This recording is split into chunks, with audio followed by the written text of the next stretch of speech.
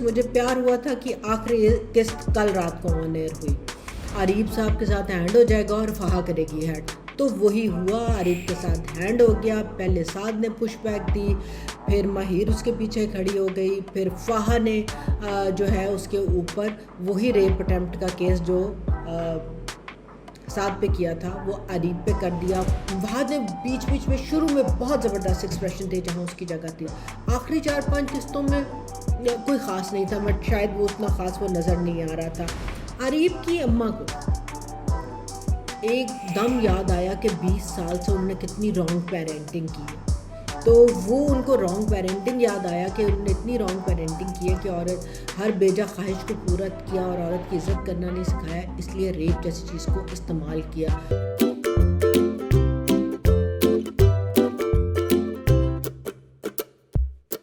अस्सलाम वालेकुम व्यूअर्स, मुझे प्यार हुआ था कि आखिरी किस्त कल रात को ऑन एयर हुई। किस्त में कुछ भी नहीं था, क्योंकि हमने पिछले टीज़र से ही ये प्रोडिक्ट कर लिया था कि उसके साथ क्या होगा, और मैंने आपको पिछले रिव्यू में, सेकंड लास्ट एपिसोड के रिव्यू में ये बताया भी था कि हुन साथ खड़ा हो जाएगा और बेगम के आगे, और आरिफ साहब के साथ हैंड हो जाएगा और फहा करेगी हेड, तो वही हुआ। आरिफ के साथ हैंड हो गया। पहले साद ने पुश बैक दी, फिर माहिर उसके पीछे खड़ी हो गई, फिर फहा ने जो है उसके ऊपर वही रेप अटेम्प्ट का केस जो साद पे किया था वो आरिफ पे कर दिया। माँ को जाग आ गई, मतलब सारा कुछ जड़ा ठीक हो गया और बुराई का अंजाम बुराई, और वो अपने अंजाम को पहुंची। तो ये था 3 जुमलों में पिछली किस्त का रिव्यू। मगर आई थिंक जिन चीज़ों को अप्रिशिएट करना किया जाना बहुत ज़रूरी है वो ये कि फ़हा की एक्टिंग बहुत बहुत बहुत ज़बरदस्त थी इस सारे में, जो उसने एक्टिंग की। आरिफ की for the first time cool what the hell what do I care, वो थोड़ा सा उसने और ज़्यादा बेहतर किया। साद और माहिर के वही डायलॉग्स थे आखिरी किस्त में, क्लीशेड प्यार भरे, ऐसे लग रहा था कि वो डाइजेस्ट की जो स्टोरीज़ होती हैं ना, जो बहुत रेगुलर स्टोरीज़ होती हैं जिनमें कोई ट्विस्ट या क्रिएटिविटी इतनी नहीं होती, और वो उसने प्यार से देखा, उसने आंखें झुका ली, उसने कहा तुम कितनी खूबसूरत हो, तुम मेरी आंखों की तारीफ़ करो, ऑल दैट। सो उन जहाँ वो उन दोनों का आया वो यही रहा। साद की अम्मा ने भी एज़ एक्सपेक्टेड माफ़ी मांग ली और सब हंसी खुशी रहने लग गए। आरिफ की माँ और माहिर की माँ ने भी माफ़ी मांग ली। माहिर ने सुन भी लिया कि उसने क्या साथ किया था, और वो थोड़ा खफा भी हुआ, मगर उसने भी माफ़ कर दिया। फिर सब हंसी खुशी रहने लग गए।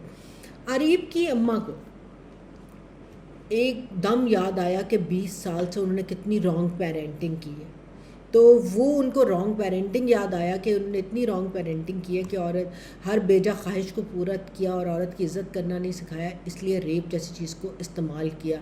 मगर वहाँ पर आरिफ साहब ने भी वापस चांटा अच्छा मारा कि औरत की इज़्ज़त को तो आपने भी उसी तरह पामाल किया था। तो वो टोटल जो इस किस्त का था ना, वो एंड और इसमें जो लेंथी डायलॉग थे जो आरिफ और आरिफ की माँ के दरमियान थे या फ़हा के साथ थे एंड ऑल दैट, ये सारे वो क्लिशेड डायलॉग थे जो एक मरते हुए मीडियोकर ड्रामे को जिसकी ज़रूरत होती है, और आप ये क्लिशेड डायलॉग बोल के you are playing to the gallery. इस ड्रामे में बेतहाशा झोल रहे हैं। इस ड्रामे में वहाज की अदाकारी, वहाँ ने बीच बीच में शुरू में बहुत ज़बरदस्त एक्सप्रेशन थे जहाँ उसकी जगह थी। आखिरी 4-5 किस्तों में कोई ख़ास नहीं था, बट शायद वो उतना ख़ास वो नज़र नहीं आ रहा था। हमें यमुना की acting, sorry is it Yamuna, no sorry, Hania की एक्टिंग में कोई इनोवेशन नहीं थी।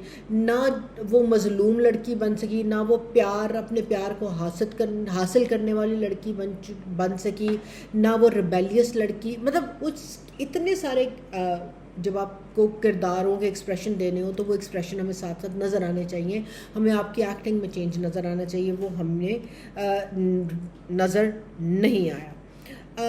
जिस चीज़ की मुझे बहुत बहुत बहुत तकलीफ़ है वो ये कि रेप को जिस तरह मिसयूज़ और ट्रिवलाइज़ किया। रेप एक बहुत बड़ा क्राइम है, हमारा ख़वातीन के ख़िलाफ़ जिनसी तशद्दुद माशरे में इतना बढ़ा हुआ है, इतना बढ़ा हुआ है, और एक सेक्शुअल वायलेंस उससे ज़्यादा बड़ा क्राइम है, उसको ट्रिवलाइज़ करना। जब ड्रामे और ड्रामा के राइटर इस तरह की रेप को इल्ज़ाम बाजी में अपने मकसद को इस्तेमाल करते हुए किसी भी कैरेक्टर से किसी भी सेटिंग में इस्तेमाल कराते हैं, चाहे वो अरीब और फ़ाहा ने मिल के साद पे लगाया हो या बाद में फ़ाहा ने अरीब पर लगाया हो, ये गलत है। हमें ये रोकना होगा, क्योंकि ये आप मैसेजिंग दे रहे हैं कि ये, इसका मतलब ये है कि जो देख रहे हो ना, जो पहले इस पर बिलीव नहीं करते कि किसी ने उस पर रेप अटैम्प्ट किया, क्योंकि हम विक्टिम ब्लेमिंग भी करते हैं ना, हर कसूर औरत का होता है, तो कहते हैं देखिए ड्रामे च भी दिखाया तो यही सी ना, झूठे इल्ज़ाम कुड़ियाँ ला देंदी हैं। तो ये है जो हम नुकसान पहुँचाते हैं एक पूरे चेंज के रेफॉर्मेटरी नैरेटिव को, जिसको हमें सही करने की ज़रूरत है। इसमें अगर दूसरी चीज़ जिसकी तरफ तवज्जो रही वो रही रॉन्ग पेरेंटिंग की तरफ, कि रॉन्ग पेरेंटिंग जो है और वो ख़ास तौर पे कितनी इम्पॉर्टेंट है, किस तरह वो ट्रॉमेटाइज़ करती है, किस तरह वो सिर्फ ट्रॉमेटाइज़ नहीं करती, वो बच्चों की पर्सनालिटी को कितना बदल देती है, पुरतशद्दुद भी एट टाइम्स बना देती है, जैसे अरीब की पर्सनालिटी को बनाया, जहाँ उसको छीनना तोड़ना, बस जो मैंने कह दिया वो मुझे मिल जाना चाहिए, हासिल कर देना चाहिए, और नहीं हो तो मैं हर चीज़ तबाह कर दूँगा, तो वो उसकी शख्सियत का हिस्सा बन जाते हैं। इसमें एक चीज़ और भी बड़ी ज़रूरी है, मेरे ख्याल में उस मैसेज को थोड़ा सबड्यूड रखा, मगर कहीं उसको एंड पर और ज़्यादा उभार देते तो अच्छा था, कि ये सारा ड्रामा शुरू हुआ कि एक लड़की की मर्ज़ी की शादी जिसमें वो पसंद किसी और को करती है, और फिर उससे जुड़े मुख्तलिफ वाक़यात होते चले गए जहाँ उसका फ़ैसला गलत निकला। तो कोई ऐसी बड़ी बात नहीं है, अगर लड़की अपने लिए एक मर्ज़ी का लाइफ पार्टनर सेलेक्ट करती है, उसका फ़ैसला गलत निकलता है और उससे उसको तकलीफ़ होती है, तो माँ बाप को, फैमिली को, माशरे को उसके पीछे खड़ा होना चाहिए। जब माँ बाप भी शादी करते हैं तो फ़ैसला गलत निकल सकता है, इसका ये मतलब नहीं है कि एक्ट को गलत करते हैं, ये तो फिर वही वाली बात है ना, राह पे आ जाने या वाह पे आ जाने, तो वो उस राह पे मैं खुद से चलूँ या मुझे कोई चलाए। तो ये वाली जो चीज़ थी ना, ये मुझे थोड़ी थी कि ये उसको, उसकी पसंद की शादी करना, उसका लड़की का किसी को पसंद करना, इसको उसकी किरदार की कमी का इंडिकेटर नहीं बना देना चाहिए। अक्सर हमारे ड्रामे उसको पूरा घुमा फिरा के जब नैरेटिव में लाते हैं ना, उसकी कंसेंट को, उसकी चॉइस को, तो वो कहीं ना कहीं उसको उसकी किरदार की कमी से जोड़ देते हैं। माहिर का भी इसमें जो ये फैसला था, वो थ्रू आउट उसका हिट जो है ना, वो उसकी किरदार की कमी, उसकी बद किरदारी, उसके कैरेक्टर असेसिनेशन तक रहा। इसको हमें तब्दील करने की ज़रूरत है। इसका एक मैसेज आई थिंक बहुत अच्छा था, वो ये कि लड़कों को ना सुनने की आदत डालनी चाहिए। कई जब लड़की कहती है नो, तो नो मीन्स नो। अगर वो उसने पहले आपके साथ दोस्ती भी की है और उसके बाद भी वो कह देना नो स्टॉप, सो नो और स्टॉप का मतलब सीखिए। माँ बाप को, ख़ास तौर पे माओ को चाहिए अपने लड़कों को सिखाएं, no means no, stop means stop, ताकि जो उनके साथ हुआ वो आगे किसी और लड़की के साथ भी वो बुरा ना हो। सो ड्रामा की किस्ती and we lived happily ever after.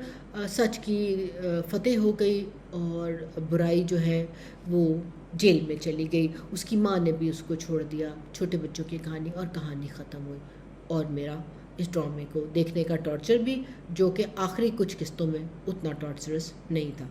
So with the new play next time, the हाफिज़।